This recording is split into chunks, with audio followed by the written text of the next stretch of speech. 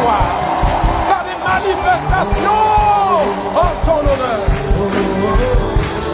Ah, merci Seigneur. Pouvons-nous l'acclamer encore mieux que ça? Pouvons-nous encore l'acclamer mieux que ça? Merci Seigneur. Alléluia.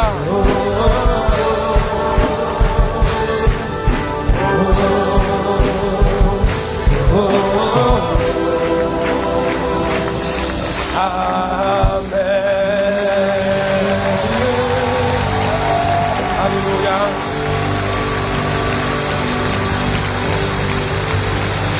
Merci Seigneur.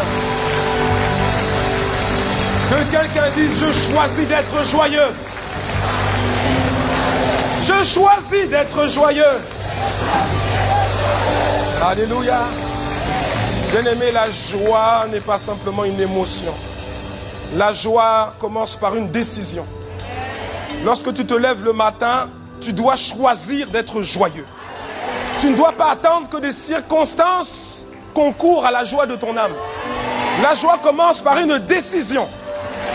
Elle ne doit pas être influencée par la réalité de ton quotidien. C'est un choix que tu fais le matin en te levant.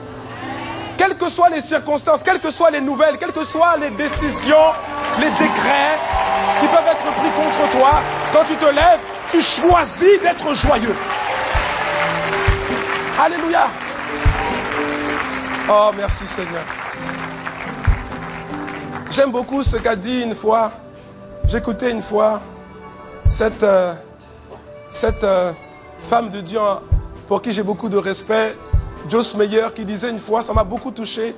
Elle parlait d'elle et de son mari, et Dave, c'est ça, Dave. Elle parlait d'elle et de son mari, et elle expliquait comment, alors qu'ils étaient mariés et qu'ils faisaient face aux mêmes difficultés, aux mêmes challenges, puisqu'ils étaient mariés, ils sont un.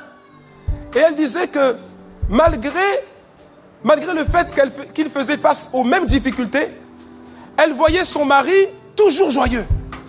Elle voyait son mari toujours serein, alors qu'elle, exposée aux mêmes choses, elle était dépressive et expressive dans le mauvais sens. Quand tu comprends ça, tu comprends que tout est une histoire de décision et de perception. Tu peux vivre la même chose, mais toi avoir une attitude différente. D'ailleurs, la Bible dit, mon frère, ma soeur, la Bible explique que ce que tu traverses, les challenges que tu traverses, il y a d'autres frères et sœurs en Christ dans le monde qui traversent la même chose. Mais sauf qu'eux, ils ne réagissent pas forcément comme toi. Ce que tu vis, tu n'es pas le seul. Ta situation n'est pas désespérée. Alléluia. Dis à ton voisin, choisis d'être joyeux. Alléluia. Paul et Silas ont choisi d'être joyeux dans la prison. Il n'y avait aucun motif humain pour être joyeux. Parce que tout était contraire. Mais Paul a regardé Silas. Silas a regardé Paul. Et ils se sont dit, mais nous avons en nous un esprit différent de celui qui est dans les autres prisonniers. Nous ne pouvons pas agir comme les autres prisonniers. Là où les autres prisonniers attendent dans le couloir de la mort, nous n'allons pas attendre en pleurant, nous allons attendre en célébrant, en magnifiant et en louant le roi de gloire.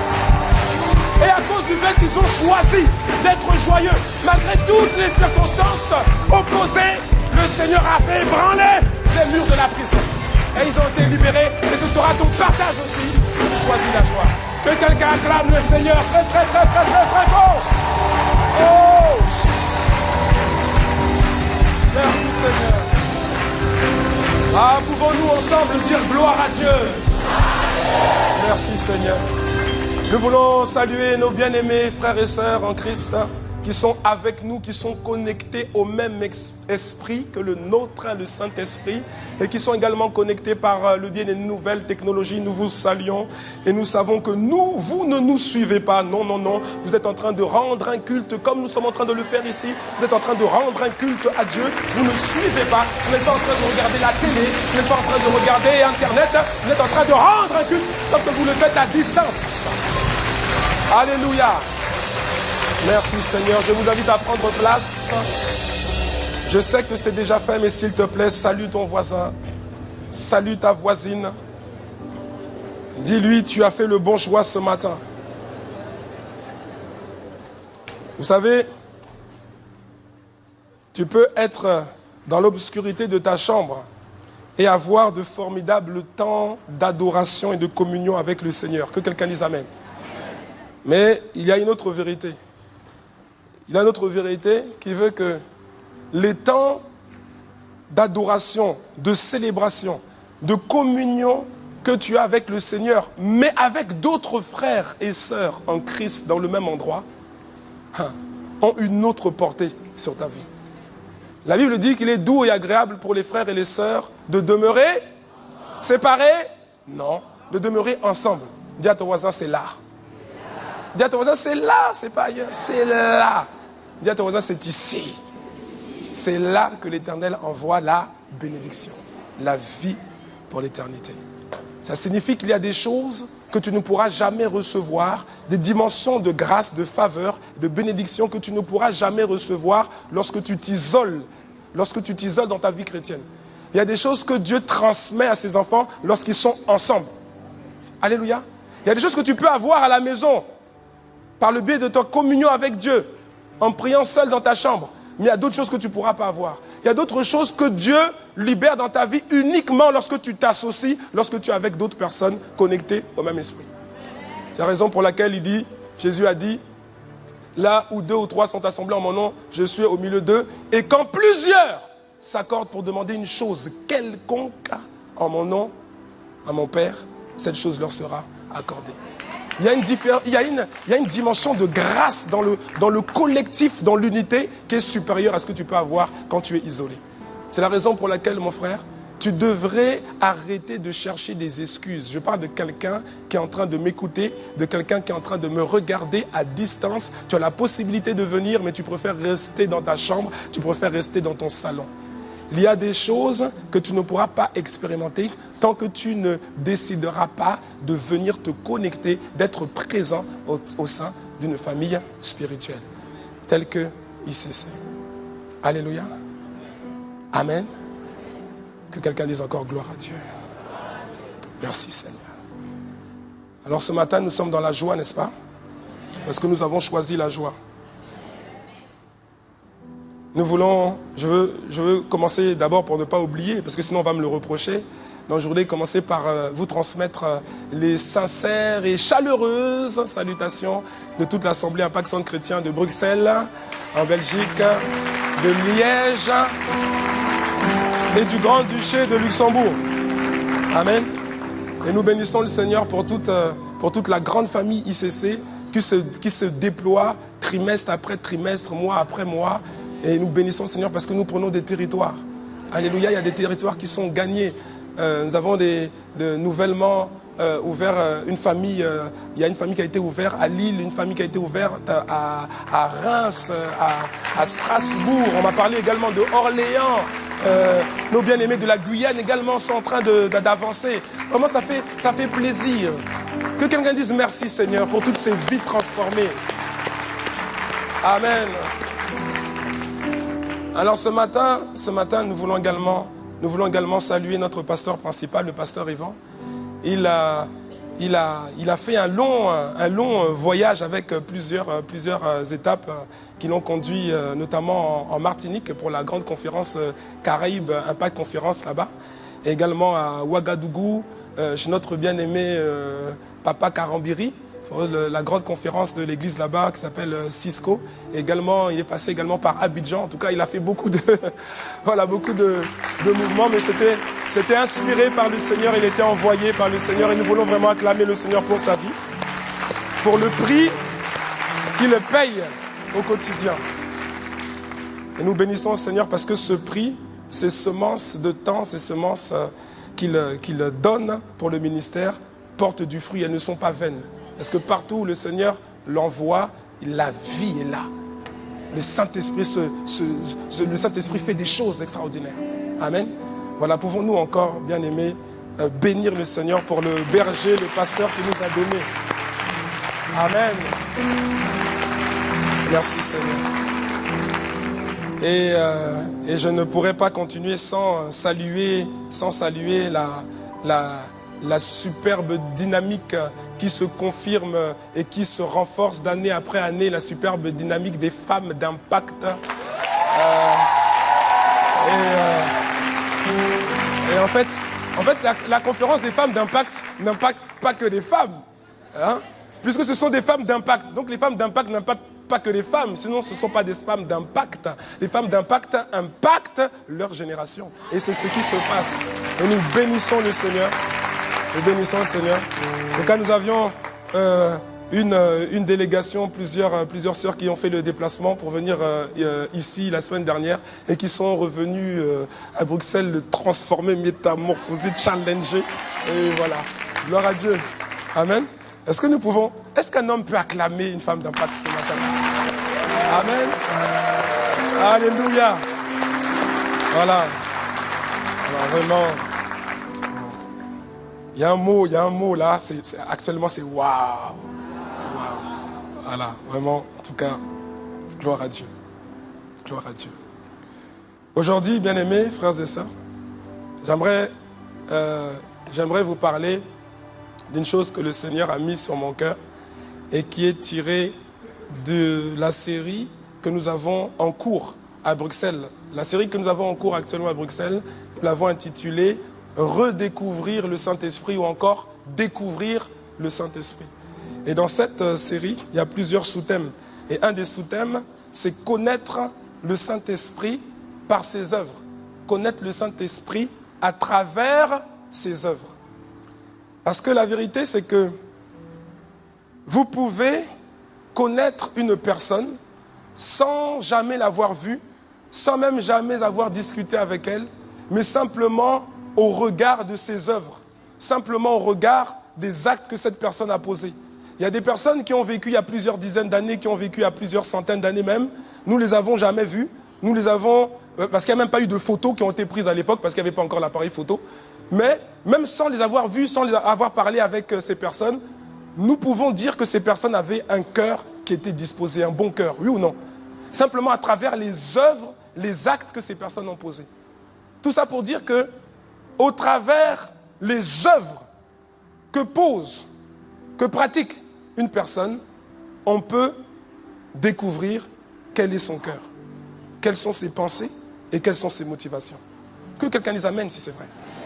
Et donc, il y a plusieurs œuvres que nous avons commencé à voir, à disséquer, plusieurs œuvres du Saint-Esprit que nous avons commencé à voir à Bruxelles. Et j'aimerais vous parler d'une d'entre elles ce matin. Une des œuvres que le Saint-Esprit fait dans nos vies avec nous, c'est que le Saint-Esprit est celui qui nous amène à la repentance. Que quelqu'un nous amène à ça. Le Saint-Esprit est celui qui nous convainc lorsque nous avons péché. Ainsi, c'est le Saint-Esprit lui-même qui nous amène à la repentance. Pas pour nous condamner, mais au contraire, pour nous amener à changer de mentalité, à changer d'attitude et à changer d'habitude. La repentance, ce n'est pas juste demander pardon. Et je crois que plusieurs au milieu de nous avons compris ça. La repentance, ce n'est pas juste demander pardon, ce n'est pas juste ça, c'est beaucoup plus que ça. Le mot repentance vient du grec métanoïa, que quelqu'un dise métanoïa. Le mot métanoïa est un mot qui est constitué de deux mots. Le premier c'est méta et le deuxième c'est noïa. Méta, ça signifie transformation. Et noïa, ce sont les pensées, ou encore les systèmes de pensée, ou encore la manière de penser. Tantôt on dit noïa, tantôt on dit nous. C'est la même chose. Donc métanoïa, la repentance donc, c'est un changement radical, une transformation profonde de notre manière de penser. La repentance, c'est un véritable contre-pied à nos vaines habitudes, un véritable contre-pied à nos vaines attitudes stériles, infructueuses, voire même nauséabondes. La repentance, c'est tourner le dos à nos pensées impures. La repentance, c'est faire un demi-tour à 180 degrés par rapport à notre ancienne ligne de conduite. Que quelqu'un dise amen. L'apôtre Paul nous parle de la repentance en ces termes, dans Romains chapitre 2, au verset 4. inspiré par le Saint-Esprit, il dit ceci, il dit « Méprises-tu les richesses de sa bonté, de sa patience et de sa longanimité, ne reconnaissant pas que la bonté de Dieu te pousse à la repentance ?» Que quelqu'un dise merci Seigneur.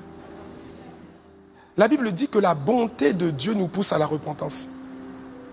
Ce verset biblique nous montre clairement que la repentance, c'est avant tout un don de Dieu. C'est un don de Dieu. C'est la bonté de Dieu qui nous pousse à la repentance. C'est une grâce. La repentance est une grâce qui émane de sa bonté divine. La repentance n'est pas le fruit d'une décision humaine. Elle est la manifestation de la bonté de Dieu à notre égard. Et c'est le Saint-Esprit qui nous pousse à la repentance. Il le fait à cause de la bonté et à cause de la miséricorde de Dieu. Quand tu comprends ça, alors tu comprends que tu ne peux plus vraiment dire, même si beaucoup d'entre nous l'avons dit, moi-même je l'ai dit, mais en fait tu ne peux plus vraiment dire « je me suis repenti ». Parce que ce n'est pas la vérité absolue. C'est même à la limite un peu de l'orgueil. Tu devrais plutôt dire « dans sa bonté, Dieu m'a accordé la grâce de me repentir alors que j'avais péché. » Est-ce que quelqu'un voit la différence? Alléluia. Regardez, au sujet de Pharaon, Dieu a dit quelque chose à Moïse. Dieu a parlé à Moïse et il a envoyé Moïse auprès de Pharaon pour être le libérateur des enfants d'Israël qui étaient en captivité en Égypte. Il lui a donné ce mandat d'aller voir Pharaon et de lui demander, de lui dire « libère mon peuple ». Et donc Moïse est parti. Et Dieu dit ceci à Moïse en parlant de Pharaon, il dit en Exode chapitre 4 verset 21, il dit « j'endurcirai son cœur ». Le cœur de qui? Le cœur de Pharaon. Il dit, Dieu dit « j'endurcirai son cœur ». La question que je pose, si Dieu endurcit ton cœur, peux-tu te repentir? C'est impossible. Quelqu'un me suit ou pas? J'essaie de nous faire réaliser que la repentance est avant tout un don de Dieu. C'est la raison pour laquelle le titre de mon message ce matin, c'est « La repentance, un merveilleux don de Dieu ». Alléluia. C'est le Saint-Esprit qui te pousse à la repentance. C'est le Saint-Esprit qui t'amène à te repentir suite à tel ou tel acte que tu as posé, suite à telle ou telle chose que tu as dite, suite à telle ou telle pensée que tu as eue. Et j'ai réalisé, il y a quelques semaines, lorsque je méditais sur cette œuvre que le Saint-Esprit fait au milieu de nous et pour nous, le fait qu'il nous amène à la repentance, j'ai réalisé en fait que la repentance était un véritable chemin. Il y a plusieurs étapes qui mènent à la repentance sincère. Il y a plusieurs étapes qui mènent à la repentance véritable. Parce que la vérité, c'est qu'il y a repentance et repentance. Il y a plusieurs étapes. Et c'est ce que j'aimerais partager avec vous ce matin. La première chose qui nous conduira à la repentance véritable, la repentance sincère, la repentance qui porte du fruit, la première chose,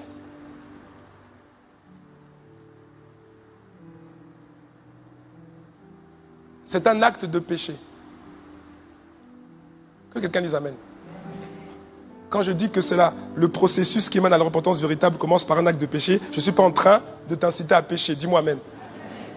Je suis simplement en train de dire que s'il n'y a pas de péché, il n'y a pas besoin de repentance. Amen. Donc en fait, le processus ou le chemin de la repentance que nous allons détailler là, il commence par le constat d'un acte de péché. Mais dis à ton voisin, tu ne dois pas pécher. Mais lorsque tu pêches, Dieu dans sa bonté te pousse à la repentance. La première étape de ce chemin qui mène à la repentance sincère, à la repentance véritable, la première étape c'est que un acte de péché que tu as posé ou une pensée de péché que tu as eu, que tu as alimenté. Est-ce que tu sais que le péché, tu peux pécher par les pensées, tu sais ça non? Le péché ne se manifeste pas forcément par par un acte physique. Le péché se manifeste d'abord par les pensées.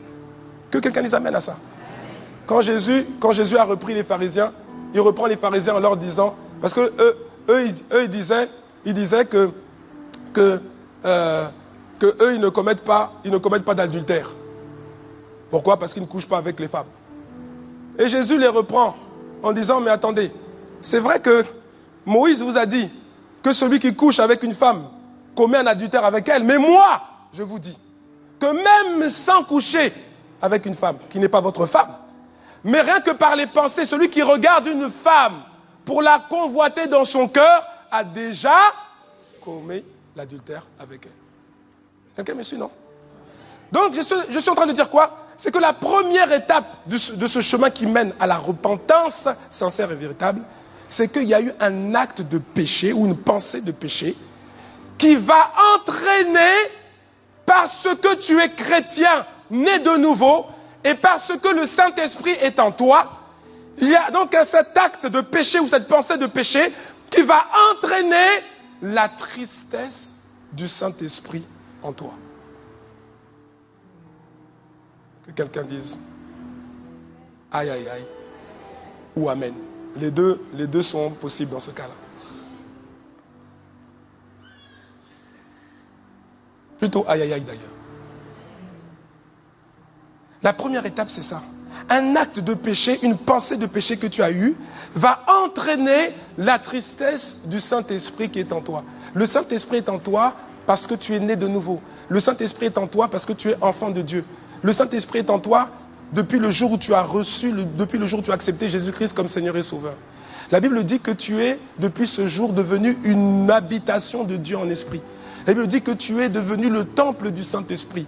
Et de ce fait, le Saint-Esprit habite en toi. Et lorsque tu pèches, tu attristes le Saint-Esprit. La Bible dit, dans Éphésiens chapitre 4, verset 30, la Bible dit, n'attristez pas le Saint-Esprit de Dieu, par lequel vous avez été scellés pour le jour de la rédemption. Alléluia. L'acte de péché ou la pensée de péché que tu as eu, le péché que tu as commis, va attrister le Saint-Esprit qui est en toi. Oui, le Saint-Esprit peut être attristé. Pourquoi? Parce que le Saint-Esprit est une personne. Le Saint-Esprit ne peut pas être limité à un feu dévorant. Le Saint-Esprit ne peut pas être limité à un vent impétueux. Il peut se manifester sous la forme d'un feu dévorant, d'un vent impétueux, mais c'est avant tout une personne. Alléluia. Et il est attristable. Et le Saint-Esprit est attristé lorsque tu pèches, lorsque tu ne fais pas la volonté de Dieu. Le Saint-Esprit est attristé. Pourquoi? Parce qu'il t'a prévenu. Dieu t'aime. Et lorsque tu es exposé à la tentation, lorsque tu es exposé, tu es face au péché, à un choix, Dieu te prévient. Si tu es honnête avec toi-même, tu vas reconnaître que à chaque fois que tu te retrouves devant une situation où il y a où la tentation te pousse à pécher, le Saint-Esprit te prévient. Oui ou non? Oui ou non? Le Saint-Esprit est attristé, pourquoi? Parce qu'il t'aura prévenu. Il l'aura, par le biais de ta conscience, essayé de te dissuader. Mais il est attristé, pourquoi? Parce que malgré le fait qu'il t'ait prévenu, tu ne l'as pas écouté et tu as péché quand même. Et c'est ça qui l'a attristé. Caïn, par exemple. Caïn est resté insensible à l'avertissement, à la mise en garde bienveillante de Dieu. Caïn n'avait pas encore péché à ce moment-là. Et Dieu l'a prévenu. Dieu lui a donné un avertissement, une mise en garde bienveillante. Dans Genèse, chapitre 4, versets 7 à 8. Caïn a fait une offrande à Dieu. Abel, son frère, a fait une offrande à Dieu. Mais la Bible dit que l'offrande d'Abel a été reçue favorablement par Dieu. Mais en revanche, l'offrande de Caïn n'a pas été reçue favorablement par Dieu. Et ça a peiné Caïn. Et c'est là que Dieu lui parle. Genèse chapitre 4, verset 7. Dieu parle à Caïn, il dit ceci. Il dit, certainement, si tu agis bien, tu relèveras ton visage. Et si tu agis mal, le péché se couche à la porte. et ses désirs se portent vers toi. Mais toi, domine sur lui. Dis à ton voisin, domine sur lui. Ça, c'est l'avertissement de Dieu. Il n'avait pas encore péché à ce moment-là. Il était dans un état émotionnel où il était rapidement, il pouvait pécher. Il était dans un état émotionnel particulier. Et Dieu lui parle en lui disant, attention, certainement, si tu agis bien, tu pourras relever ton visage. Mais si tu agis mal, alors le péché se couche à la porte et ses désirs se portent vers toi. Mais toi, tu dois dominer sur lui. Mais le verset 8 nous dit, cependant, Caïn adressa la parole à son frère Abel. Cependant, ça veut dire que l'avertissement qui avait été donné n'a pas été respecté. La Bible dit, cependant, Caïn adressa la parole à son frère Abel, mais comme ils étaient dans les champs, Caïn se jeta sur son frère Abel et le tua. Il n'avait pas encore péché, Dieu l'avait averti, et malgré l'avertissement, qu'est-ce qu'il fait? Il tue son frère. De la même manière, avant que tu ne poses un acte de péché, le Saint-Esprit qui t'aime, le Saint-Esprit qui est en toi, te prévient toujours. Que quelqu'un dise Amen. Amen. Alléluia. Alors pourquoi ensuite il est attristé? Il est attristé parce qu'il t'a prévenu. Il t'a prévenu. Il dit, je mets devant toi la bénédiction et la malédiction. Choisis la bénédiction. Mais toi, tu choisis le péché. Et quand tu fais ça, tu attristes le Saint-Esprit qui est en toi. Parce que le Saint-Esprit, il est saint. Sa nature est une nature de sainteté. Est-ce que quelqu'un me suit? La première étape donc, qui mène à la repentance véritable, est une étape qui est déclenchée par le fait que tu as péché. Et le fait que tu as péché, ensuite Dieu dans son amour, dans sa bonté, va te donner le don, va te donner le don de la repentance. Il va te pousser à la repentance. Un acte de péché a été commis. Cet acte de péché va attrister le Saint-Esprit qui est en toi. C'est la première étape. Ensuite, la deuxième étape, c'est que la tristesse du Saint-Esprit, suite au péché que tu as commis, la tristesse du Saint-Esprit va maintenant entraîner en toi une prise de conscience que tu as péché. Que quelqu'un dise Amen. Et ça, c'est une étape importante. Parce que tout commence par la prise de conscience que tu as péché. Si tu n'es pas conscient que tu as péché, aucunement tu peux aller sur le chemin de la repentance. Puisque tu n'es pas conscient que tu as péché. Quelqu'un me suit ou pas? Tout donc commence par la prise de conscience que tu as péché. Tu as commis un acte de péché ou tu as eu une pensée de péché que tu as acceptée et que tu as développée dans ton âme. La deuxième étape, c'est que la tristesse éprouvée par le Saint-Esprit entraîne une prise de conscience que tu as péché. Et c'est le Seigneur qui fait ça. Dans Jacques chapitre 4, au verset 8, l'apôtre Jacques parle et il dit ceci. Il dit, approchez-vous de Dieu et il s'approchera de vous. Nettoyez vos mains, pécheurs. Purifiez vos cœurs, hommes irrésolus. Et il emploie un mot ici. Il dit, nettoyez vos cœurs et ensuite, il dit pécheur. Ça veut dire que tu as péché. Il dit, en d'autres termes, il dit, tu as péché, tu dois reconnaître, tu dois être conscient que tu as péché. C'est pour ça qu'il dit pécheur. Notre nature, ce n'est pas pécheur. Parce que nous sommes nés de nouveau. Que quelqu'un dise Amen. Amen. Ta nature, ce n'est pas pécheur. Tu as la nature divine. Pourquoi? Parce que tu es né de nouveau. Tu es né de Dieu. Amen. Mais lorsque tu as péché, l'apôtre Jacques est en train de dire, lorsque tu as péché, tu dois reconnaître, tu dois avoir conscience, par la grâce de Dieu, que tu as péché. Que tu es dans un état de péché. C'est la deuxième étape. Sans cette deuxième étape, il n'y a rien qui peut suivre. Le fait de prendre conscience que tu as péché constitue une étape importante du processus de la repentance véritable. Et c'est Dieu lui-même, par le Saint-Esprit, qui est à l'origine de cette repentance. C'est lui qui est à l'origine du processus de la repentance. Parce que c'est lui qui te fait prendre conscience que tu as péché. C'est le point de départ. Sans cette prise de conscience, il n'y a aucune repentance. Le Saint-Esprit passe par notre conscience pour nous convaincre que nous avons péché.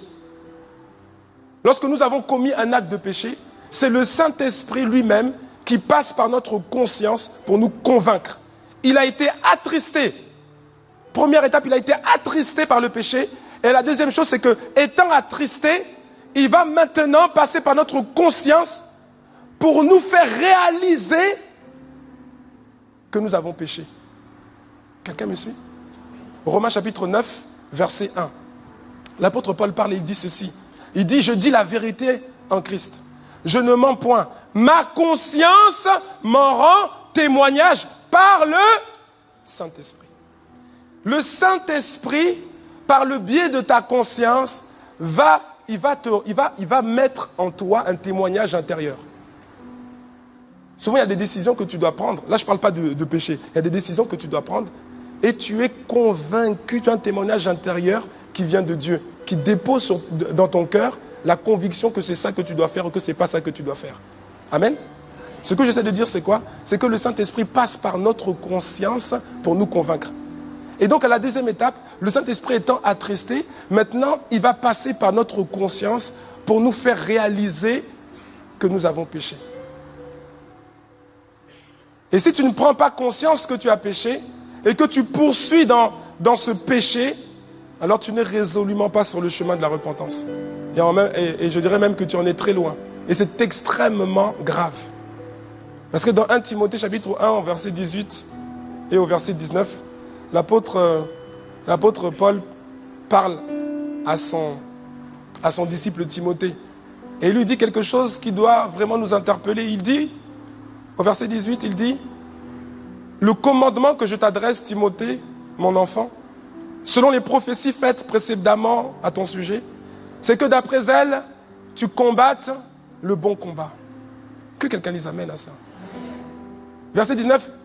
Donc, que tu combattes le bon combat en gardant la foi et une bonne conscience. Autrement dit, combattre le bon combat en gardant la foi et en gardant également une bonne conscience. Cette conscience, quelques-uns l'ont perdue et ils ont fait naufrage par rapport à la foi.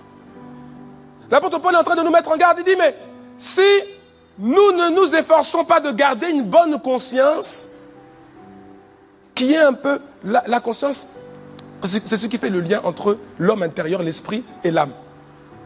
Le Saint-Esprit passe par la conscience pour te faire réaliser que tu as péché. En fait, ton niveau de conscience va dépendre de ta sensibilité, de ta communion, de ta sensibilité avec le Saint-Esprit.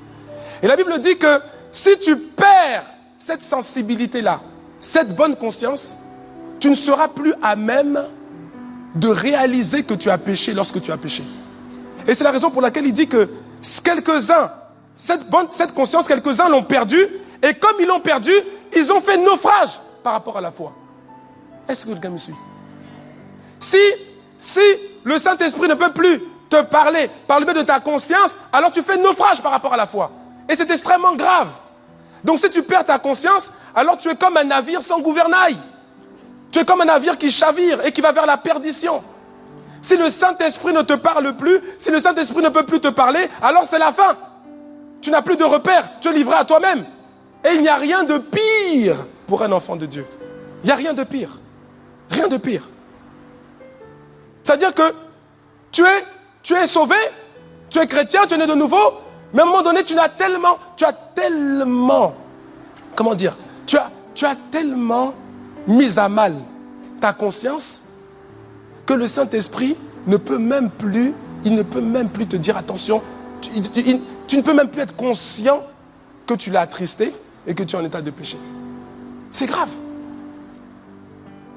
C'est-à-dire que tu continues à pécher, tu pêches, mais en fait, tu n'es même pas conscient de l'état dans lequel tu te trouves. C'est la raison pour laquelle la Bible dit que les gens qui sont dans cet état-là, ils ont fait naufrage. Que cela ne t'arrive pas au nom puissant de Jésus. C'est la raison pour laquelle dans Actes chapitre 24 au verset 16, la Bible dit c'est pourquoi je m'efforce. Je m'efforce, c'est-à-dire que je mets des efforts, je me bats, je m'efforce d'avoir constamment une conscience sans reproche devant Dieu et devant les hommes. Dis à ton voisin, préserve ta conscience. Parce que sans ta conscience, tu ne peux pas passer à la deuxième étape du processus qui mène à la repentance véritable. Parce que si tu n'es même pas conscient que tu as attristé le Saint-Esprit, Tu n'es même pas conscient que tu as péché. Comment tu peux arriver jusqu'à la repentance? La repentance est un don de Dieu. Que quelqu'un dise amen à ça. La repentance, le chemin de la repentance véritable commence à partir du moment où tu as péché, que tu as attristé le Saint-Esprit. Et le Saint-Esprit, deuxième étape, le Saint-Esprit va te rendre conscient. Il va faire en sorte que tu sois conscient que tu as péché. Ce qui nous emmène à la troisième étape. La tristesse du Saint-Esprit maintenant, elle va entraîner, par le biais de ta conscience, elle va entraîner en toi une tristesse également. La tristesse éprouvée par le Saint-Esprit à cause de ton péché va entraîner d'abord une prise de conscience que tu as péché et ensuite elle va entraîner en toi une tristesse. Ça veut dire que tu vas ressentir que tu as attristé le Saint-Esprit et tu vas ressentir cette tristesse en toi. Que quelqu'un dise amen. Ta sensibilité au Saint-Esprit, par ta conscience, va te faire éprouver à toi aussi une tristesse. C'est-à-dire que tu vas ressentir la tristesse du Saint-Esprit. Mais si tu n'es pas sensible au Saint-Esprit, tu ne pourras pas ressentir cette tristesse. Tu ne pourras pas ressentir, tu ne pourras pas te rendre compte de sa tristesse à lui. Et c'est là qu'on parle de naufrage de la conscience. C'est la raison pour laquelle tu dois travailler ta sensibilité au Saint-Esprit. Dis-moi amen. L'apôtre Jacques, toujours dans Jacques au chapitre 4, regardez ce qu'il nous dit. Jacques chapitre 4, versets 8 à 10. Il dit d'abord, approchez-vous de Dieu et il s'approchera de vous. Nettoyez vos mains, pécheurs, réalisez que vous êtes pécheurs, que vous avez péché. Purifiez vos cœurs, hommes irrésolus. Et regardez le verset 9, regardez. Il dit maintenant, sentez votre misère. Sentez votre misère. La tristesse du Saint-Esprit entraîne une tristesse, elle doit entraîner une tristesse personnelle en toi. Il dit, sens ta misère. Tu as péché, tu as attristé Dieu, réalise que tu l'as attristé, éprouve cette tristesse-là et sens cette misère. Sentez votre misère. Soyez dans le deuil et dans les larmes. Que votre rire se change en deuil et votre joie en tristesse. Humiliez-vous devant le Seigneur et il vous élèvera. Cette sensibilité au Saint-Esprit, mon frère, ma soeur, va te faire réaliser que tu as péché et va te faire sentir que tu as attristé le Saint-Esprit de Dieu en toi. Et tu vas te sentir misérable. Mon frère, ma soeur, tant que tu ne te sens pas misérable par rapport à un péché que tu as commis, tu n'es pas sur le chemin de la repentance. Il dit, sentez votre misère. L'apôtre Paul a dit dans Romains chapitre 7 au verset 24, alors qu'il était en train d'expliquer qu'il avait une lutte dedans de lui, à un moment de sa vie, où il voulait faire le bien, il voulait faire la volonté de Dieu, mais il se rendait compte qu'au contraire, c'était le mal qu'il ne voulait pas faire qu'il faisait. Et à un moment donné, donc, dans Romains chapitre 7, verset 24, l'apôtre Paul crie. Il fait un constat sur lui-même et il crie, il dit, misérable que je suis. Misérable que je suis. Misérable. Il a senti sa misère. Tu ne peux pas accéder à la repentance sincère et véritable tant que tu n'es pas passé par la case où tu sens ta misère.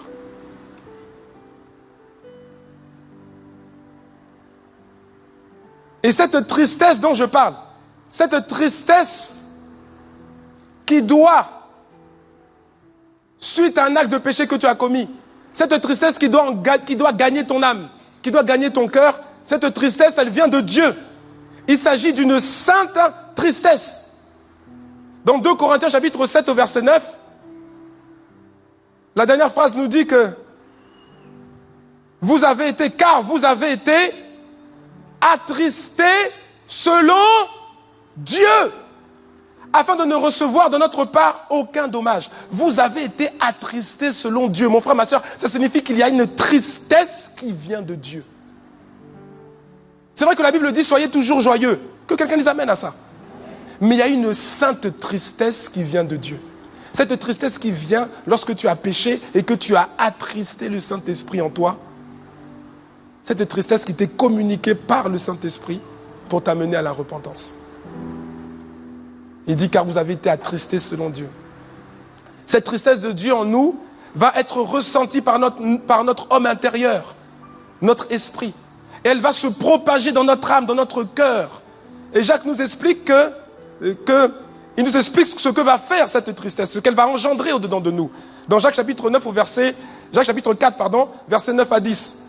Il dit, sentez votre misère, soyez dans le deuil et dans les larmes, que votre rire se change en deuil et votre joie en tristesse. Humiliez-vous devant le Seigneur et il vous élèvera, c'est-à-dire il redressera votre tête. Mon frère, ma soeur, cette divine tristesse, dont le but n'est pas de t'accabler, de te détruire, mais de t'amener à la repentance. Cette divine tristesse en toi va te pousser à considérer ta misère personnelle. Et c'est là une étape essentielle de la repentance. Cette tristesse va t'amener à rentrer en toi-même et à te sentir misérable. Misérable. Parce que tu vas voir ta propre misère. Cette divine tristesse en toi va te pousser à pleurer sur toi-même. Il dit, sentez votre misère, soyez dans le deuil et dans les larmes. Souvent, cette divine tristesse va te pousser à pleurer, à faire sortir des larmes. Mais c'est des larmes de tristesse, mais c'est des larmes de tristesse pour la vie, pas pour la destruction. Mais attention, parce que bien aimé, il y a larmes et larmes. Toutes les larmes n'ont pas le même goût. Hein. Toutes les larmes n'ont pas la même source. Il y en a qui pleurent parce qu'ils sentent leur misère. Ils ont péché, ils sentent leur misère devant Dieu. Il y en a d'autres, devant vous, ils vont pleurer. Mais ils ne vont pas pleurer parce qu'ils sentent leur misère. Ils vont pleurer parce qu'on les a dévoilés. On les a coincés. Et qu'on va les surveiller. Et du fait, ils devront arrêter leur fornication ou leur péché. Toutes les larmes n'ont pas le même goût. Hein. Une fois quelqu'un a dit il y a des larmes de crocodile, c'est pas... Cette divine tristesse en toi va te pousser à t'humilier devant Dieu. Elle va briser l'orgueil en toi. Quand tu sens cette tristesse, mon frère, ma soeur, tu es sur le chemin de la repentance véritable. Tu ne peux pas te dire, tu peux pas croire que tu as vraiment manifesté la repentance si tu n'es pas passé par cette case-là. Dis-moi même. Cette divine tristesse en toi, en fait, elle va ravir ta joie. Elle va ravir ta joie. Il dit, sentez votre misère, soyez dans le deuil et dans les larmes, que votre rire se change en deuil et votre joie en tristesse. Cette divine tristesse qui vient de Dieu, cette divine tristesse en toi, elle va ravir ta joie. Tu n'as plus la force de rire parce que tu te sens misérable suite au péché que tu as commis. Tu ne trouves plus de motif pour rire, pour rigoler. Parce que tu sens trop cette tristesse qui vient du Saint-Esprit. Il y a des gens vraiment c'est... Vous savez, on peut discerner, hein, quand quelqu'un... On peut discerner quand quelqu'un est en train de faire une véritable repentance ou lorsqu'il est en train de faire une repentance superficielle. Si tu as péché, tu as violenté ton épouse, tu l'as battue. Si tu as péché, tu as violenté ton époux. Parce qu'il y a des femmes qui battent leur mari aussi. Oui, oui. Si tu as péché, tu as commis l'adultère, tu as commis la fornication. On t'a reçu. On t'a convoqué.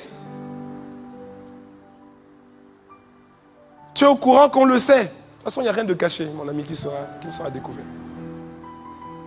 Et puis tu viens, et puis c'est des larmes de tu pleures. Pardonnez-moi, demande pardon. Mais quand tu sors Tu sors du bureau. Il y a des frères et des sœurs qui sont là. Et au lieu de sentir ta misère, tu es là. Ah, ça va, bro? Ah, c'est bien. Vas-y, ça va? Mon frère, on a vu ça. C'est choquant. Parce que normalement, tu devrais être affligé de ce que tu as fait. Quelqu'un me suit ou pas?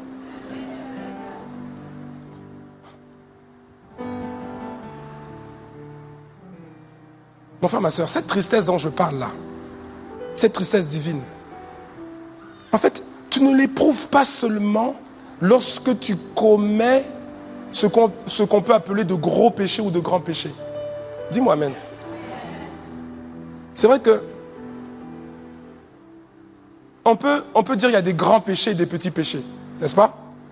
Enfin, moi, j'aime pas trop ça, parce que le péché, c'est le péché, en fait. Hein? Mais on se comprend si on dit des grands péchés et des petits péchés. On se comprend quand même, non? Oui, non? Donc, ce que j'essaie de dire, c'est quoi? C'est que cette tristesse dont je parle là, qui vient de Dieu, tu ne l'éprouves pas forcément lorsque tu as commis un grand péché ou un gros péché. Cette divine tristesse, elle peut venir même pour des choses que l'on peut éventuellement juger comme moins graves. Mais malgré tout, tu as attristé le Saint-Esprit. Et comme tu es sensible au Saint-Esprit, tu réalises que tu l'as attristé et toi-même aussi, ça t'attriste. Parfois, c'est pas forcément des grandes... Ça peut être pour des petites choses. Il te dit d'aller à droite, toi tu refuses, tu vas à gauche. Il te dit de saluer cette personne, toi tu refuses, tu ne salues pas la personne. Et ta sensibilité au Saint-Esprit, pourtant c'est pas... En soi, c'est pas extrêmement grave, oui ou non? Oui ou non? C'est pas... Vous comprenez ce que je veux dire? C'est pas extrêmement grave. Mais tu n'as pas voulu saluer alors qu'il a dit non, salue, va saluer, va honorer cette personne. Et toi, tu refuses. Et quand tu t'éloignes, comme tu es sensible au Saint-Esprit, tu sens sa tristesse. Pourtant, tu n'as pas commis l'adultère, mais tu sens que tu es attristé du Saint-Esprit. Cette tristesse, tu ne la ressens pas uniquement pour les grands péchés, non. Tu la ressens à partir du moment où tu n'as pas fait la volonté de Dieu.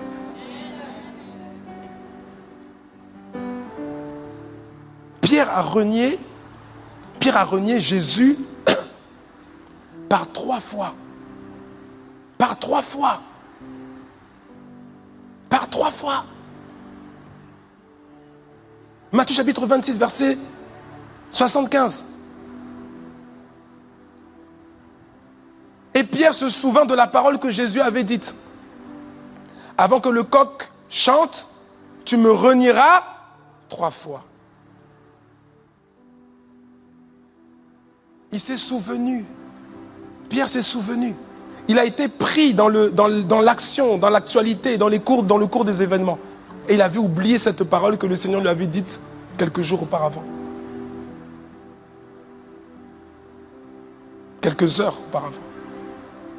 Il avait oublié, il était pris dans le cours des événements. Et la Bible dit, et étant sorti, il pleura amèrement. Il pleura amèrement. Parce qu'il a réalisé sa misère. Et parce qu'une divine tristesse avait gagné son âme. La Bible n'a pas dit que Pierre pleura. Non.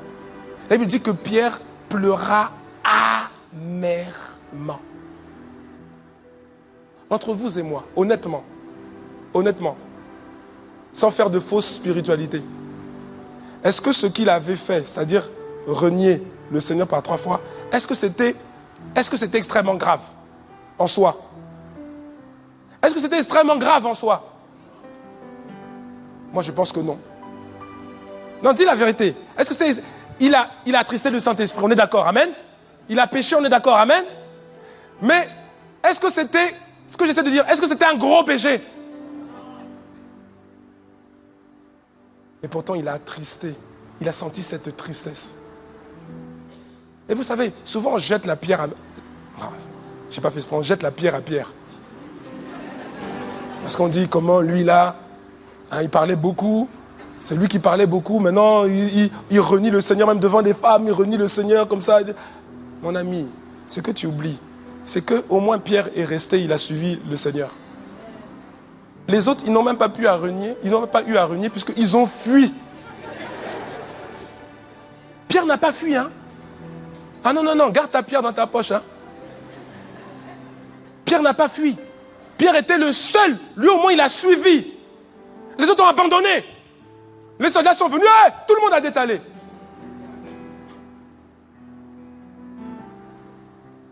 Mais lui, il a quand même suivi. Il a quand même été suivre où on emmenait le Seigneur. Qu'est-ce qu'on allait faire de lui?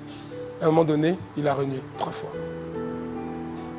Est-ce qu'il a commis la fornication, l'adultère? Non. Mais pourtant, il a senti une tristesse qui l'a poussé à pleurer amèrement. Amèrement. Qui a déjà ressenti ce genre de tristesse? Qui a déjà ressenti qu'il a attristé le Saint-Esprit et qui a ressenti la tristesse du Saint-Esprit? Gloire à Dieu pour tous ceux qui ont levé la main. Pour les autres, je m'interroge. Parce que de 2 choses l'une. Soit vous n'avez jamais attristé le Saint-Esprit. Auquel cas, franchement, gloire à Dieu, je m'incline.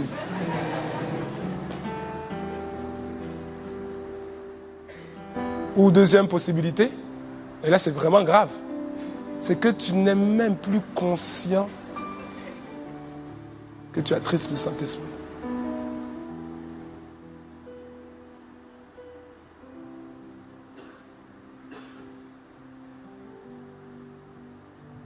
Je me rappelle, une des toutes dernières fois de ma vie où j'ai menti. C'était il y a environ 16 ans. Oui, il y a 16 ans. Oui, tu m'écoutes bien. Toi, c'était quand? Il y a 3 jours, il y a 3 heures, il y a 2 minutes. Hein?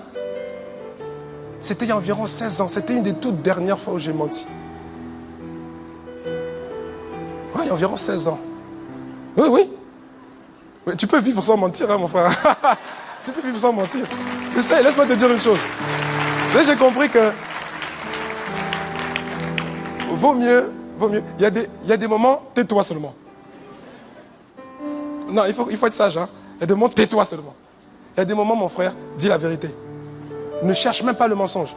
Parce que je préfère 1000 fois, infiniment plus de fois, dire la vérité et m'assurer d'avoir Dieu avec moi, plutôt que mentir et m'assurer d'avoir le père du mensonge avec moi.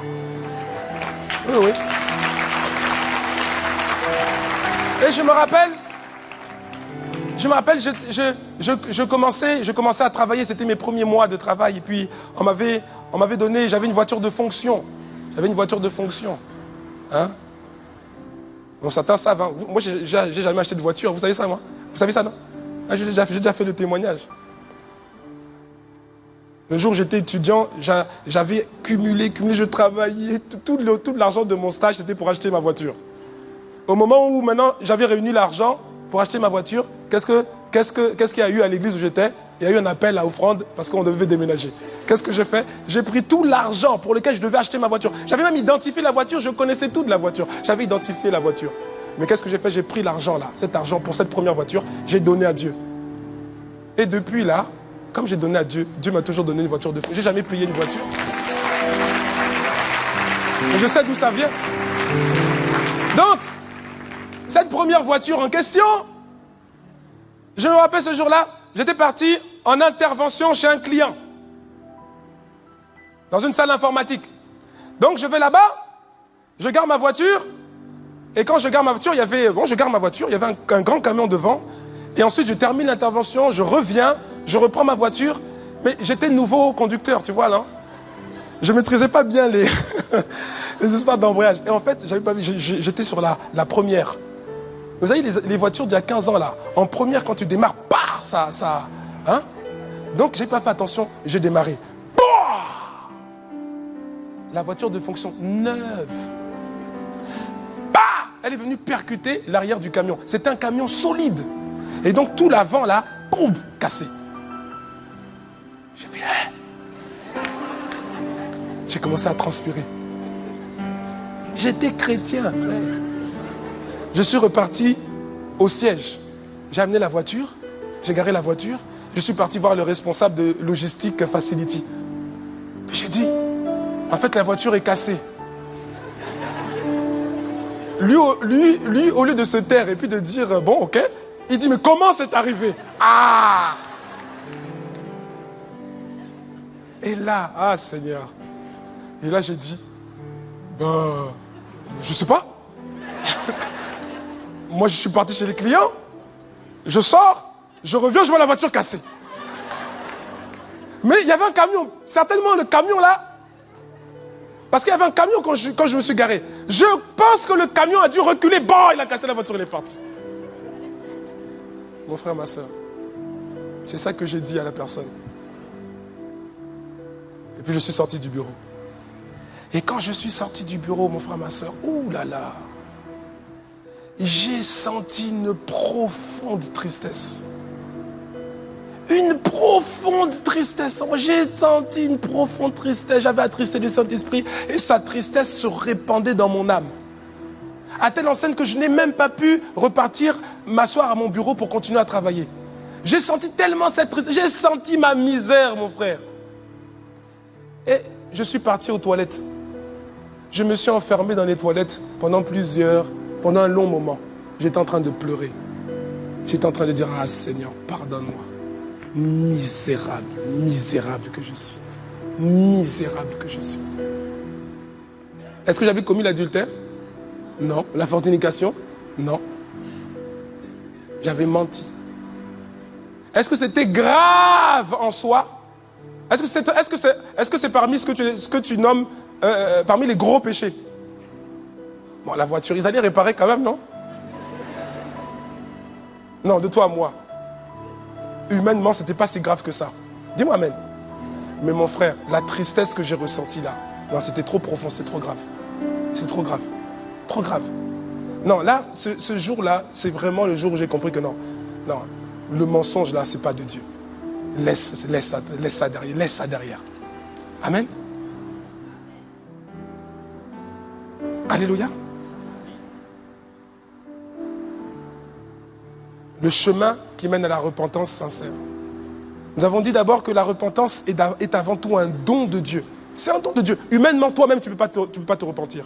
C'est la grâce, c'est la bonté. La Bible dit que c'est la bonté de Dieu qui nous pousse à la repentance. Tu as commis un acte de péché. Cet acte de péché, première étape, a attristé le Saint-Esprit. Le Saint-Esprit, deuxième étape, le Saint-Esprit étant attristé, il va te faire réaliser que tu as péché. Pour que tu sois conscient de ton état, de l'état de péché. Et ensuite, le Saint-Esprit, étant attristé, il va te communiquer sa tristesse. Pour que tu ressentes cette tristesse et puis que tu ressentes ta propre misère. Que tu puisses dire comme l'apôtre Paul, misérable que je suis. Quelle que soit la grandeur du péché. Ça peut être pour un péché grave, fornication, adultère, ou pour quelque chose que tu ne devais pas dire. Les gens étaient en train de parler d'une personne.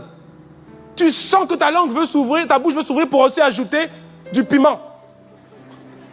Et tu sens le Saint-Esprit qui te dit, tais-toi, ne rentre pas dans cette conversation. Et puis toi, ta langue est titillée. Ah, mais moi je vous ajoute aussi qu'elle avait fait aussi ça, mon ami. Est-ce que c'est extrêmement grave en soi? Peut-être pas, mais tu as attristé le Saint-Esprit. Il y a quelqu'un dans cette salle, tu as vu comment tu as attristé le Saint-Esprit, tu as vu la misère, après comment tu t'es... Après, toi-même, on t'entendait même plus dans la conversation. Voilà. Mais ça c'est bon parce que ça veut dire que tu avais capté la tristesse du Saint-Esprit qui était sur le chemin de la repentance. Une fois que donc la tristesse du Saint-Esprit t'est communiquée et que tu ressens une tristesse personnelle, la quatrième étape c'est que cette tristesse personnelle-là va maintenant entraîner une repentance sincère. Alléluia. La repentance sincère va t'amener à demander pardon. Elle va t'amener à demander pardon. Tout à l'heure, on a dit que la repentance, ce n'était pas uniquement demander pardon, mais ça fait partie du processus de repentance. Amen. Donc là, la repentance sincère va t'amener à demander pardon. Mais un pardon sincère. La repentance véritable va t'amener à demander pardon à Dieu et aussi pardon aux hommes s'il y a des personnes qui sont concernées. Alléluia. Elle va t'amener d'abord à demander pardon au Seigneur au Seigneur d'abord. Pourquoi? Parce que tu as péché contre lui avant tout. Et demander pardon à Dieu, cela fait partie intégrante de la repentance sincère. Dans Luc chapitre 11, verset 4, en fait, lorsque les disciples ont demandé au Seigneur, Seigneur, enseigne-nous comment prier, après Jésus leur a montré un modèle de prière, ce qu'on appelle communément le Notre Père. Et dans Luc chapitre 11, verset 4, il dit, pardonne-nous nos offenses, car nous aussi, nous pardonnons à quiconque nous offense, et ne nous induis pas en tentation. Jésus nous amène à demander pardon au Père pour nos offenses. Que quelqu'un les amène. Donc, tu dois demander pardon au Seigneur, c'est vrai, tu dois demander pardon au Seigneur, mais après avoir demandé pardon à Dieu, il faut aussi que tu demandes pardon aux hommes s'il y a des personnes impliquées, que quelqu'un les amène à ça. Tu ne peux pas simplement dire, j'ai demandé pardon à Dieu, ça s'est joué entre moi et Dieu, j'ai demandé pardon, et ça s'arrête là. Non. Il y a des gens qui ont subi ce que tu as fait, qui ont été blessés. Il y en a même qui ont même été ébranlés dans leur foi. Tu ne peux pas juste te contenter d'avoir demandé pardon à Dieu. Tu dois demander pardon à Dieu, que quelqu'un les amène. Mais tu dois aussi, quand il y a des personnes impliquées, tu dois leur demander pardon également.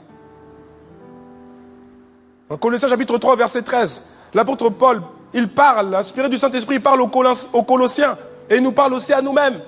Il dit, supportez-vous les uns les autres. Et si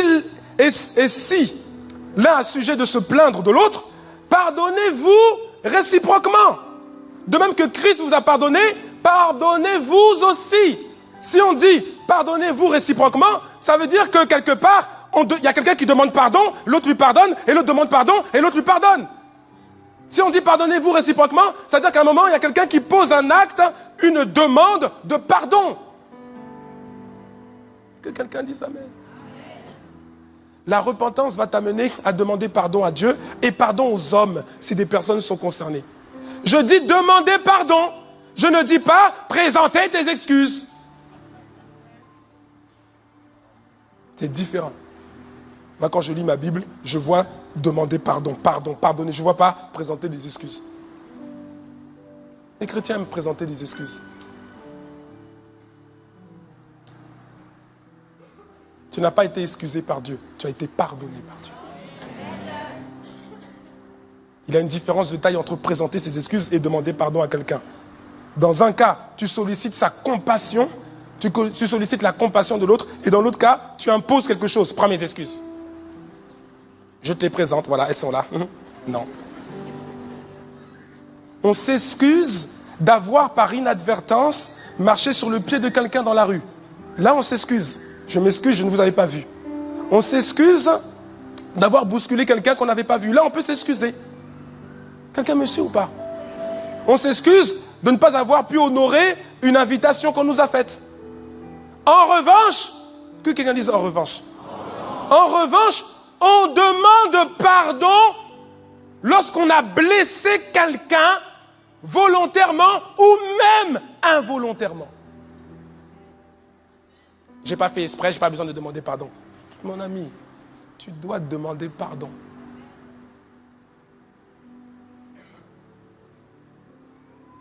Parfois on voit, je suis toujours épaté de voir ça.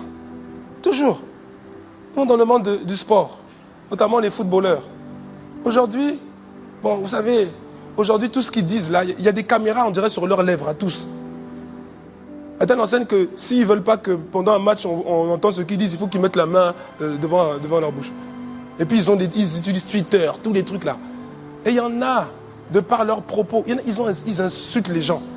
Ils insultent les arbitres, ils insultent les gens. Et puis après, ça crée des polémiques. Et qu'est-ce qu'ils font? Ils envoient un petit Twitter pour dire, si mes propos ont choqué, je m'en excuse. Quoi? Si tes propos ont choqué. Tes propos ont choqué. C'est pas si tes propos ont choqué. Ils ont choqué. Je m'en excuse. N'importe quoi. Mon frère, ma soeur, tu as besoin de demander pardon. Et si c'est parce que tu as fait quelque chose de manière... Tu as fait involontairement, tu as blessé quelqu'un involontairement. Alors arrête de présenter tes excuses. Tu devrais plutôt dire, je me rends compte que mes propos t'ont choqué. Je me rends compte que mes propos t'ont blessé. Et je te demande pardon, ce n'était pas volontaire de ma part. C'est ça que tu devrais dire. Et si c'est volontairement, parce que parfois c'est involontairement, mais parfois aussi c'est volontairement. Dis la vérité. Et si c'est volontairement, tu ne devrais pas dire je présente mes excuses. Ou encore pire, excuse-moi. Il n'y a rien de plus sauvage et agressif. Au moins présenter ses excuses. Je m'excuse. Tu devrais dire je suis conscient que mes propos, mes actes t'ont choqué et qu'ils t'ont blessé. Je te demande pardon, mon attitude était déplacée. Je n'aurais jamais dû dire ça, je n'aurais jamais dû faire ça. S'il te plaît, je t'en prie, pardonne-moi. Ça, c'est la repentance. C'est la repentance sincère. Vous savez, il y a des gens qui demandent pardon uniquement lorsqu'on les a coincés. Il y a des gens qui demandent pardon uniquement lorsqu'on les a coincés. Tant que vous ne les avez pas coincés, il n'y a pas de pardon. Au contraire, ils nient. Ah non, non, non, non, non. Non, c'est pas moi, non. On t'a vu là-bas, quelqu'un t'a... Ah, c'est pas moi. On t'a vu là-bas, tu t'es habillé comme... c'est pas moi. Parfois, après plusieurs récidives de leur péché, hein, ils n'ont pas demandé pardon avant. Hein, mais c'est lorsqu'on les a coincés. C'est là maintenant. Vous voyez, il y a des choses... C'est ce que je disais tout à l'heure, au premier culte. Vous savez, il y a des démonstrations à la Colombo. Vous connaissez l'inspecteur Colombo, non? Colombo. C'est-à-dire qu'au début, là, le tueur, il fait toutes sortes de choses, mais à la fin, en fait, c'est une démonstration mathématique. On ne peut pas... C'est-à-dire que c'est toi. Quelqu'un me suit, non? C'est-à-dire que tu ne peux pas te... C'est-à-dire qu'on a démontré que c'est toi. Tu ne peux pas... Il y en a, c'est seulement quand ils arrivent là, qu'ils demandent pardon. Pardon. Pardon, je vous demande pardon. Ils demandent pardon uniquement lorsqu'on leur expose des preuves de leur péché. Uniquement lorsque leur péché a été rendu évident, clair, net et sans appel. Et dans ce cas-là, il y en a beaucoup parmi eux. Ce n'est pas la vraie repentance. Pourquoi? Parce qu'elle ne découle pas d'une tristesse profonde et intérieure. Ils demandent pardon parce qu'il faut demander pardon. Il y a des gens comme ça. La tristesse personnelle va conduire à une repentance sincère. L'apôtre Paul nous donne les caractéristiques de cette véritable repentance dans 2 Corinthiens chapitre 7 verset 10. On va le lire avec la version du Semeur, parce que je trouve qu'elle est plus explicite par rapport à ce texte. 2 Corinthiens chapitre 7 verset 10. La Bible dit ceci: en effet, la tristesse qui est bonne aux yeux de Dieu. Tu vois, il y a une tristesse qui vient de Dieu, il y a une tristesse qui est bonne. Que quelqu'un dise amen à ça. Alléluia. C'est normal que tu sois triste lorsque tu as attristé le Saint-Esprit. En effet, la tristesse qui est bonne aux yeux de Dieu produit un changement d'attitude. C'est la véritable repentance. La tristesse qui est bonne aux yeux de Dieu produit un changement d'attitude qui conduit au salut et qu'on ne regrette pas. La tristesse du monde, elle produit la mort. Mais la tristesse, selon Dieu, la Bible dit qu'elle produit un changement d'attitude, un métanoïa, qui conduit au salut et qu'on ne regrette pas. On ne regrette pas. On ne regrette pas. Tu ne regrettes pas de t'être repenti. Tu ne regrettes pas d'avoir demandé pardon. Tu t'es senti tellement misérable qu'après tu es parti demander pardon à Dieu et puis tu es parti demander pardon à la personne que tu avais vraiment blessée, offensée. Mais tu ne regrettes pas de l'avoir fait. Il y en a, ce n'est pas la vraie repentance. Parce qu'ils vont faire la démarche de demander pardon. Et quand ils vont demander pardon à la personne qu'ils ont blessée, ils vont se retrouver face à une personne qui ne va pas accepter leur pardon. Ils vont venir en disant je te demande pardon pour tout ce que j'ai fait. Et l'autre va dire va là-bas. Te pardonner pourquoi? Jamais. Jamais, va là-bas. Et donc, quelqu'un qui n'a pas la repentance, qui ne manifeste pas la repentance sincère, il va partir en disant, comme c'est comme ça. Moi, j'ai demandé pardon, je me suis humilié, et c'est comme ça qu'on me reçoit. En tout cas, jamais je veux redemander pardon encore. Ça, là, c'est pas un changement d'attitude qu'on ne regrette pas. Ça, là, c'est pas la repentance sincère. Est-ce que quelqu'un me suit? Est-ce que quelqu'un me suit? La repentance sincère, elle produit la tristesse qui est bonne à Dieu. Elle produit un changement d'attitude qui conduit au salut et qu'on ne regrette pas. C'est-à-dire que tu as avoué ton péché. Tu as avoué. Tu n'as pas attendu qu'on te coince. Tu as avoué ton péché. Et quand tu as avoué ton péché, eh ben, dans certains cas, eh ben, au regard des choses qu'on t'avait confiées, du niveau de choses qu'on t'a confiées, eh ben, on te les retire. Mais même si on te le retire, même si le regard des autres a changé par rapport à toi, tu ne regrettes pas d'avoir avoué ton péché. C'est la repentance sincère. La tristesse qui vient de Dieu, c'est ça qu'elle produit. Elle conduit au salut et on ne la regrette pas. Mais la Bible dit que la tristesse du monde, elle, qu'est-ce qu'elle produit? Elle produit la mort. C'est la Bible qui nous dit au verset 10 là. La tristesse du monde, elle produit quoi? La mort. Parce qu'il y a tristesse et tristesse. Il y a une sœur, elle est triste, elle pleure. Elle pleure. Pourquoi elle pleure? Non pas parce qu'elle est attristée d'avoir attristé le Saint-Esprit, mais elle pleure pourquoi? Parce que son petit copain l'a plaqué.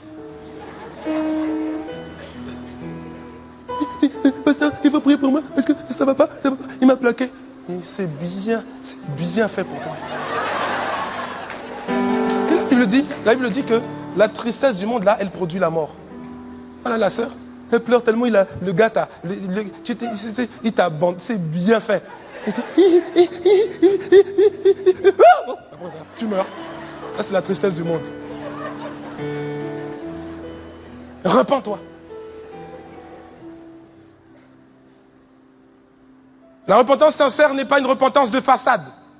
La repentance de façade, elle vise à demander un pardon superficiel.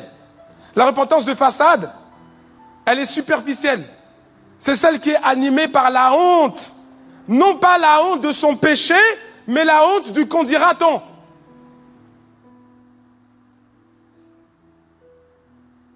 Celle qui est animée par la honte de perdre le prestige, la position supposée qu'on avait. Ça, c'est pas la repentance sincère. Je termine. La dernière étape. On a dit que la repentance est un don de Dieu. Et le processus de la repentance commence lorsque tu as péché et que le Saint-Esprit est attristé. Ensuite, le Saint-Esprit étant attristé, par ta conscience, il va te faire réaliser que tu as péché. Parce que si tu ne réalises pas que tu as péché, c'est grave pour toi. Il te fait réaliser que tu as péché. Et la tristesse, troisième chose, la tristesse du Saint-Esprit va maintenant être communiquée dans ton âme. Toi aussi, tu vas sentir cette tristesse, tu vas sentir ta misère. Et ensuite, ta tristesse personnelle va te pousser à une repentance sincère. Et la cinquième, dernière étape là, c'est que la repentance sincère maintenant, elle va entraîner la manifestation de fruits tangibles, d'actes concrets et de preuves flagrantes qui prouvent que tu t'es réellement repenti. Que quelqu'un dise amen.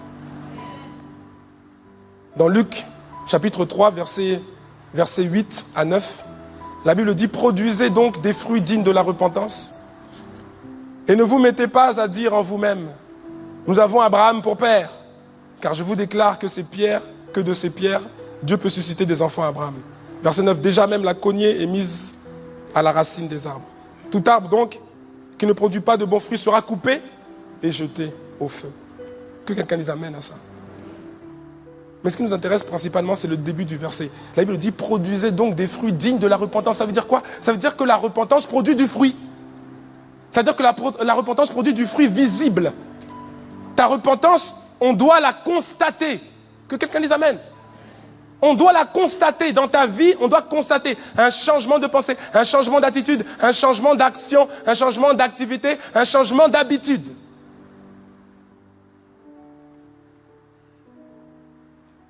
Quand il n'y a pas de fruit, c'est le signe qui prouve que la personne ne s'est pas réellement repentie. Reprenons le cas de Pierre. Pour illustrer ça, reprenons le cas de Pierre que nous avons vu précédemment. Pierre a renié le Seigneur 3 fois, n'est-ce pas? Amen. Et dans Actes chapitre 5, lisons ensemble, Actes chapitre 5, versets 40 à 42. Ils se rangèrent à son avis et, ayant appelé les apôtres, ils les firent battre de verges. Ils leur défendirent de parler au nom de Jésus. Et ils les relâchèrent. Verset 41, les apôtres se retirèrent de devant le Sanhédrin, joyeux d'avoir été jugés dignes de subir des outrages pour le nom de Jésus. Et chaque jour, dans le temple et dans les maisons, ils ne cessaient d'enseigner et d'annoncer la bonne nouvelle de Jésus-Christ. La Bible parle des apôtres. Parmi ces apôtres-là, il y avait un certain Pierre qui avait renié le Seigneur 3 fois. Lorsqu'on lui a dit, toi aussi tu étais avec ce Jésus-là, il a dit non, non, non, non, non. Mais regardez, à un moment donné maintenant, il annonce la bonne nouvelle du royaume avec ses collègues, avec les autres apôtres. On l'arrête pour ça. On les frappe, on les fouette pour ça, on les frappe pour ça. On leur dit, la Bible dit, ils leur défendirent de parler au nom de Jésus. On leur défend de parler au nom de Jésus. Mais le verset 42, la Bible dit, et chaque jour, dans le temple, dans les maisons, ils ne cessaient d'enseigner et d'annoncer la bonne nouvelle de Jésus-Christ. Ça veut dire que les larmes, lorsque la Bible dit que Pierre pleura amèrement, ces larmes l'ont conduit à une vraie repentance. Un changement d'attitude et un changement d'habitude. Hier, il reniait. Aujourd'hui, on l'arrête. On le maltraite, on lui dit ne parle plus de Jésus, il ressort, il reparle de Jésus. Quel bel exemple de repentance. Alléluia. Merci Seigneur. Merci Seigneur.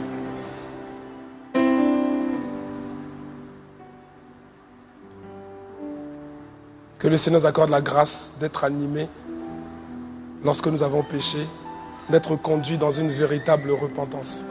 Une véritable repentance. Pas une repentance, pas une fausse repentance. Il y a des gens, quand tu demandes pardon, il y a des gens qui ont demandé pardon, leur bouche demande pardon, mais leur cœur ne demande pas pardon. Vous les entendez, pardon, ils vous disent, ils vous disent, vous êtes en entretien avec eux, ils vous disent non, je demande pardon, vraiment pardonnez-moi, je demande pardon. Mais ça c'est la bouche. Mais dans leur cœur, c'est un autre message. Dans leur cœur, ils se disent, la bouche dit je demande pardon, mais dans leur cœur, ils se disent la prochaine fois, il faudra que je fasse plus attention. Que je me montre plus discret. On ne m'y reprendra plus. Pas parce que tu ne veux plus commettre ce péché, mais parce que tu ne veux plus qu'on te surprenne, à commettre ce péché. Ça, c'est pas la vraie repentance. Quelqu'un me suit, non? Le résultat de la repentance, parce que la repentance produit du fruit, il y a un résultat. Que quelqu'un dise amen. Ce que la Bible nous dit dans Proverbes chapitre 28, verset 13, et je vais m'arrêter avec ça. Proverbes chapitre 28, verset 13. La Bible dit que celui qui cache ses transgressions ne prospère point.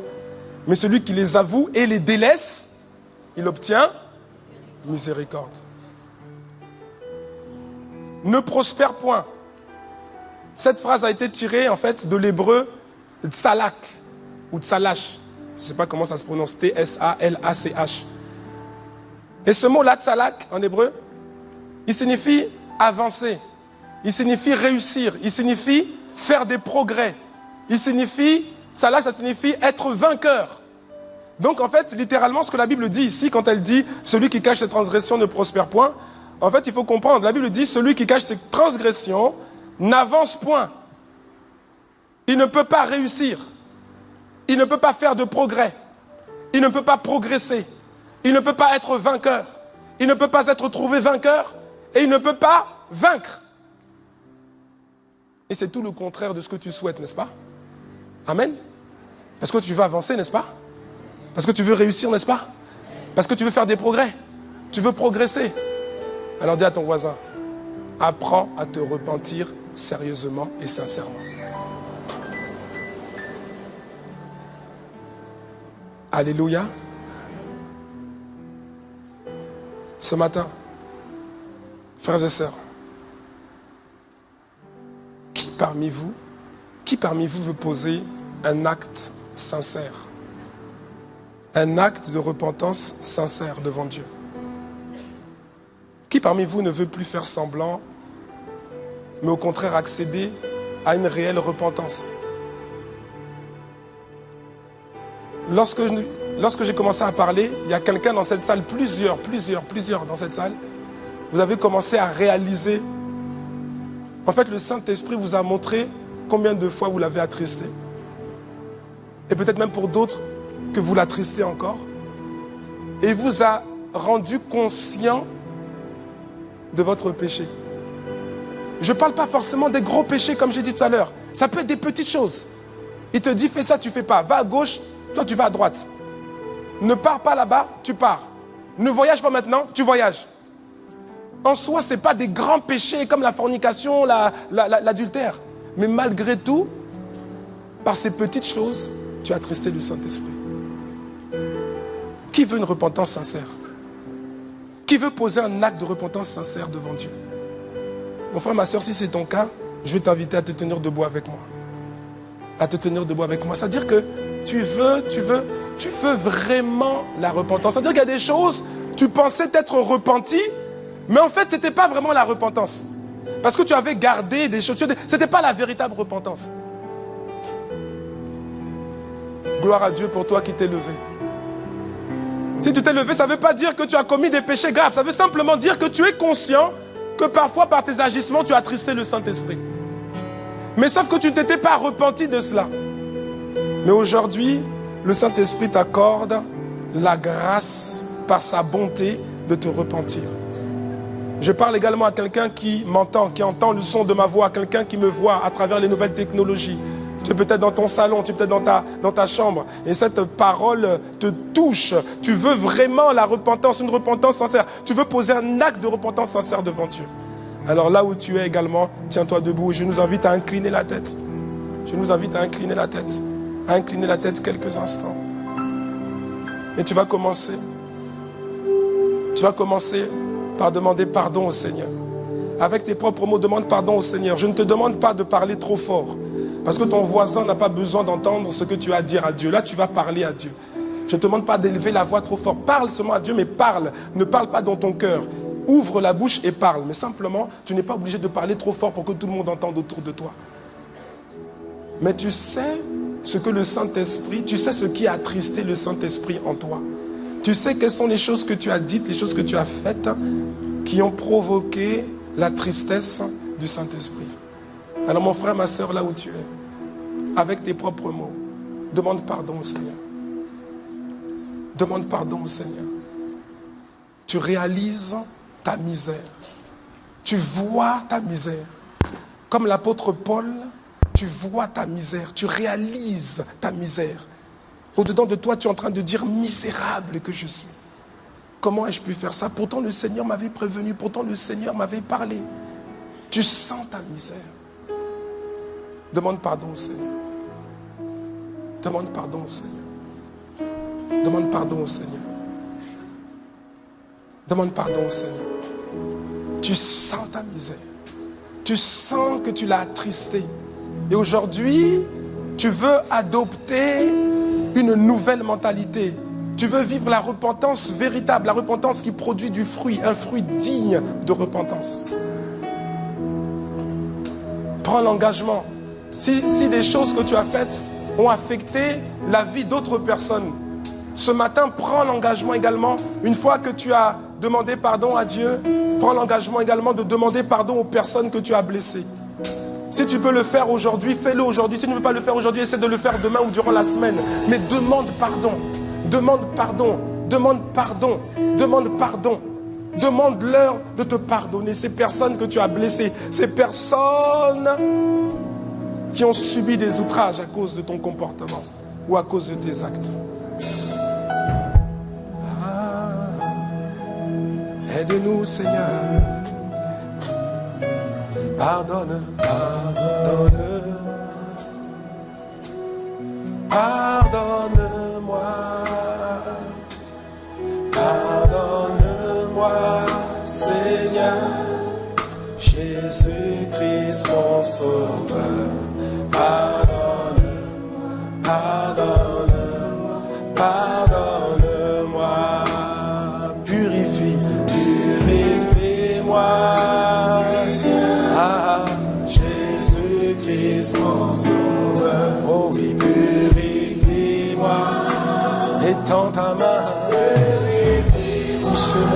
à la repentance. Purifie-moi. Ce matin, Jésus-Christ, mon sauveur. Purifie. Purifie-moi. Purifie-moi. Pardonne-moi. Pardonne-moi. Je me sens misérable. Je me sens misérable. Je ressens ta tristesse pour les choses que j'ai pensées, pour les choses que j'ai dites, pour les choses que j'ai faites, ou celles que j'aurais dû faire et que je n'ai pas faites. Pardonne-moi, pardonne-moi,